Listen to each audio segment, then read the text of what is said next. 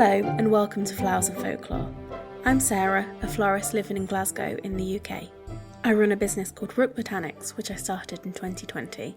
I create flowers for funerals, weddings, I run lots of workshops, and I now host this podcast. I also write a newsletter called The Foibles of a Florist. You can find a link for it in the show notes. If you love flowers and folklore and odd floral facts, then you're in the right place. A quick note before we get started. I love reading and learning about flowers and the history and tales associated with them. There's so many different regional stories and so much lore, so what you may have heard or read may be different to what I talk about in the podcast. You're absolutely welcome to get in touch and let me know what you've heard. I'm always keen to learn more. If you stick around till the end of the show, then I'll share the best ways for you to get in touch. On with the show. Hello and welcome to the third episode of Flowers and Folklore.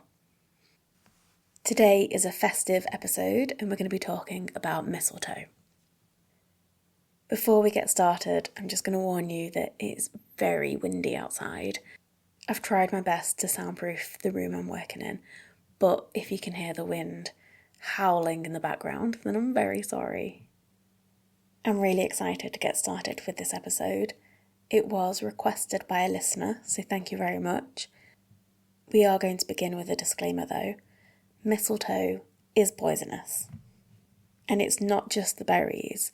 The leaves, the stems, the berries, all parts of the plant are poisonous.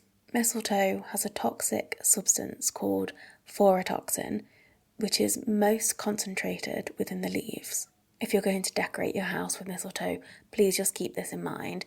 Particularly if you have pets or kids, mistletoe does fall apart quite easily, particularly in the warmth. The berries will drop as well, so just please keep this in mind. We're going to start with 5 facts about mistletoe. Number 1, mistletoe is a parasitic plant. This means it has to grow on other trees in order to live. Number 2, mistletoe has small white berries that grow in clusters of 2 to 6. Number 3, it is dioecious, meaning male and female flowers are produced on separate plants. Number 4, in the UK it is mainly found in the southwest Midlands. Number 5, the most common tree it grows on is apple, but it grows on over 230 tree species. Mistletoe has some really alternative names, and as we get on with the episode, you'll see why it got some of its names. But some of my favourite ones were Holy Wood, Witch's Broom, Thunder Besom, Wood of the Cross, All Heal, Druid's Herb, Kiss and Go.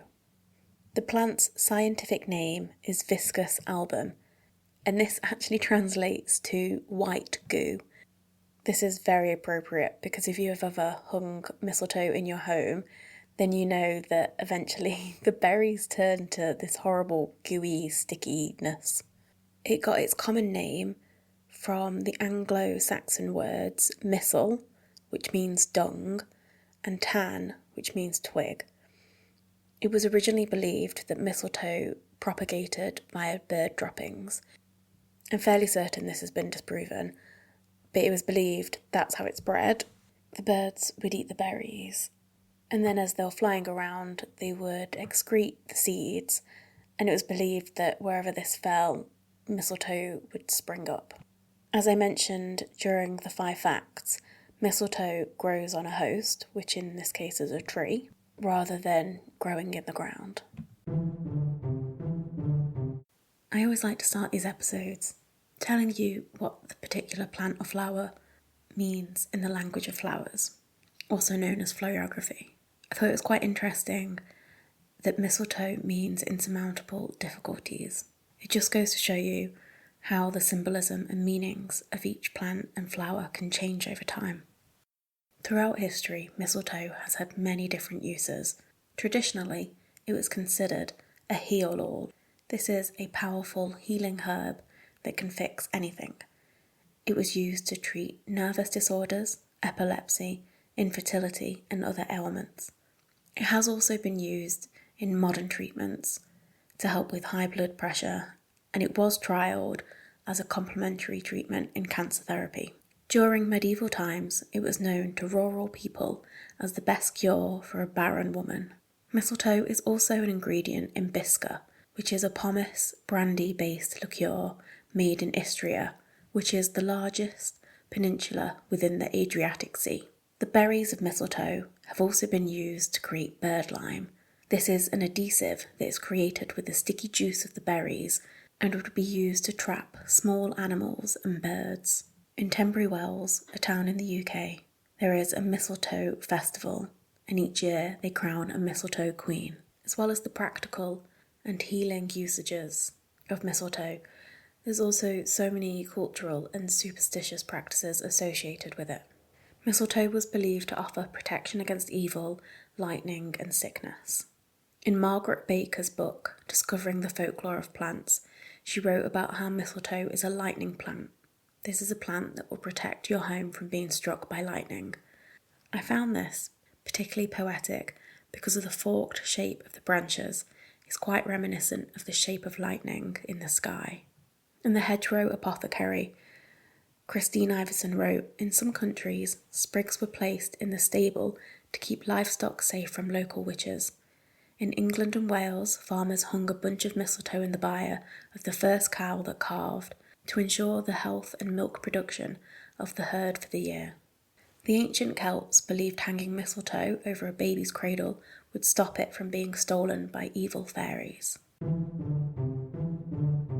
It seems that it might have been the Druids that initiated the custom of hanging mistletoe above their doors. They hung it around the winter solstice to protect their homes against evil and bring good luck. Mistletoe was revered, but especially mistletoe that was collected from oak trees. If mistletoe-bearing oaks were felled, this was considered a disaster. Mistletoe was seen as a celebration of the beginning of winter. Stories tell of a high-ranking priest who would cut down mistletoe with a golden knife. I also saw references to a golden sickle. It was believed that if the mistletoe landed on the ground, it would lose all its magical properties, so it was captured by a cloak before it could touch the ground. Throughout my research, I found lots of links with fertility. This next bit is a bit graphic, so if you have small children listening, then please skip ahead. When all was dead with winter and mistletoe was thriving, the Druids believed this represented life and vitality. The pearly pulp of the mistletoe berries was seen to be the semen of the oak king. I'm sure you'll never look at mistletoe berries in the same way. And so mistletoe was seen as a symbol of hope during the darkest time of the year. Despite the Druids hanging mistletoe from their doors, it seemed that they didn't consider kissing underneath it part of the custom. In the Hedgerow Apothecary by Christine Iverson, she mentioned that because mistletoe was associated with Druids and paganism, that some churches banned mistletoe from their premises to try and squash out paganism. I don't think there still is a ban, but I'd be interested to hear if anyone had heard of this ban before. In Norse mythology, there's a particular story about mistletoe that I'd like to share with you. The story is about Frigga, who is the goddess of married love, the hearth, prophecy, clairvoyance, and motherhood. She is also known as Freya. As she is the goddess of clairvoyance, it meant that she was able to see the fates of men and gods. At the end of the winter solstice, she gave birth to her son, Baldur. Unfortunately, she foresaw her son dying young, and so she tried her best to ensure this wouldn't happen. She was frantic and made everyone and everything promise they would not harm her son. The gods found it amusing to try and hurt him. They would hurl rocks, but he always remained unharmed. This annoyed Loki, who was a mischievous god. It made him jealous. He would question, why is Baldur so fortunate? Why can nothing hurt him? He was determined, and so he disguised himself as a woman and went to see Frigga. He pretended to worry about her son, saying the gods throw rocks at him, but Frigga just waved her hand. She said she didn't fear anything. She said it didn't matter what the gods did because she had made everyone and everything promise to not hurt him. Loki asked her, but how? How did you do this? Frigga smiled. I travelled everywhere and everyone and everything promised except for one faraway plant. This intrigued Loki, so he went and found the plant. It was mistletoe. He found it growing on a tree, and so he took a piece and he threw it at Baldur. Instantly, he hit the ground and he was dead. Frigga cried and cried and cried over her son's dead body. Her tears turned into the white berries of mistletoe. She placed these berries on her son's breast, and this brought him back to life. Frigga praised the mistletoe, and it became known as a symbol of love and peace. It's such a lovely tale of motherly devotion. The custom of kissing underneath mistletoe seemed to gain traction during the 18th and 19th century, particularly amongst the servant class in England. Any man was able to kiss any woman standing under the mistletoe. It was considered bad luck to refuse, good luck to accept. With each kiss, a berry would be plucked until there were none left. This kind of gives me slightly creepy vibes, and so I would just like to say that we take a very strong stance on consensual, non-coercive kissing. It seems that the practice of kissing under mistletoe didn't exist as a popular tradition prior to 1720. John Colbatch, an English apothecary and physician, wrote 2 books on mistletoe in 1719 and 1720. There were sections on superstitions and customs associated with mistletoe, but there's no mention of kissing underneath it. It's considered that the earliest reference of kissing under mistletoe comes from a song in a musical comedy called 2 to 1. This was published in 1784. The verses read, "What all the men, Jem, John and Joe cry, what good luck has sent ye, and kiss beneath the mistletoe, the girl not turned of 20. Since then, the tradition of kissing under mistletoe has been firmly cemented in popular culture. In the 19th century, there was lots of references to kissing under mistletoe in America and in England. Charles Dickens wrote about it in the Pickwick Papers, which was published in 1836, and Washington Irving's short stories also mention kissing under mistletoe during Christmas. There is just one mention of mistletoe in Shakespeare, and it's rather sinister, and it's not associated with Christmas parties and stolen kisses. It instead has quite dark and dangerous connotations.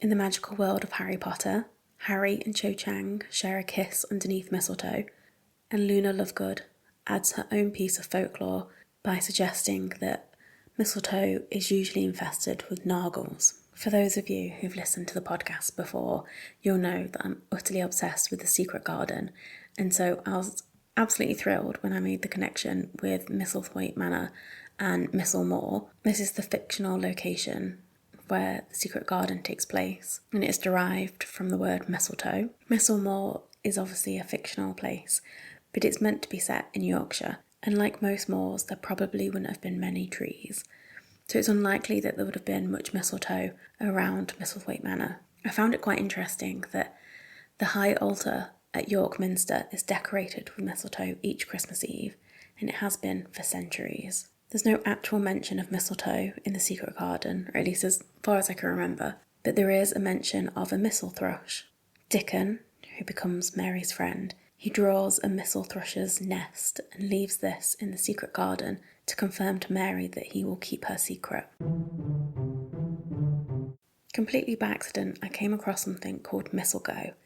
This is the first national level mistletoe survey that's been running, I think, since the 1990s. It's ran by the University of Oxford and the Tree Council. I follow the Tree Council on Substack, which is how I came across this. So you can download an app and you can record the level of mistletoe abundance in your location. I'm assuming this is just for across the UK, but I'll include a link in the show notes so you can read up on it and see whether this is something you'd like to get involved with. I recorded a chunk of this episode in very windy Glasgow. I recorded the second part in a cottage on the Chatsworth estate, which is where I'm staying for Christmas. And I obviously had mistletoe on the mind because I packed several books, obviously, but I packed one called Mistletoe Winter, which is by Roy Dennis. And it's a collection of essays on nature and conservation of British wildlife. I've not had a chance to read it yet, but hopefully I'll find some time during the festive break. I really hope you've enjoyed listening to it. And whether you celebrate the solstice, Christmas, Yule, anything or nothing, I really hope you enjoy the festive season, take some time to rest, and manage to find some light in these dark months. If you happen to listen to this before Christmas Day and you're in Glasgow and you need a last minute Christmas present, then you can head to my website, which is www.rookbotanics.com, and you can purchase a gift voucher for one of my workshops next year. If you're not in Glasgow or Scotland and still want to give the gift of learning, then I also have an ebook called Flower Arranging at Home, which you can also buy from my website. It's a digital download, so you can download it for yourself or for a loved one and give it to them this Christmas. For a list of the sources that I used for this episode, please head over to my Substack. There's a link in the show notes. Substack allows you to leave comments on each episode as well. So if you have any thoughts or feedback, please let me know. Unless you've only got horrible things to say, then, you can just scroll past. It would be really great if you could share this episode with a friend, subscribe to the show, or leave me a 5-star review.